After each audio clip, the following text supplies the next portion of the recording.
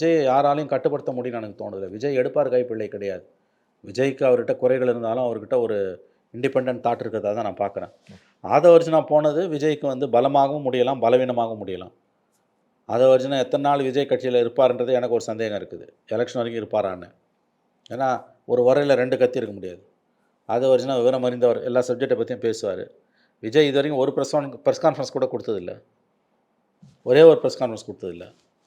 இதெல்லாம் பலவீனங்கள். இந்த பலவீனங்களை விஜய் எப்படி இட்டு நிரப்ப போகிறார்னு நமக்கு தெரியல. பொறுத்துன்னு தான் பார்க்கணும். ஆனால் தாவேக்கள் இணைந்த கையோடு வந்து திருமாவையும் போய் சந்திச்சு, அதுதான் நியூஸு. அது ஏதோ ஒரு திமுகவுக்கு சொல்ல ஒரு மெசேஜ்.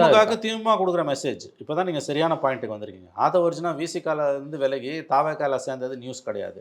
ஆதவர்ஜுனுக்கு விஜய் தான் கட்சியில் பொறுப்பு கொடுத்தது நியூஸ் கிடையாது. எது நியூஸ்னா, கட்சியில் சேர்ந்த விஜயோட கட்சியில் சேர்ந்த 4 மணி நேரத்தில் திருமாவை வந்து சந்தித்து பேசுகிறாரு ஆதவ். திருமாவும் ஆதவும் கட்டி பிடிச்சிக்கிறாங்க.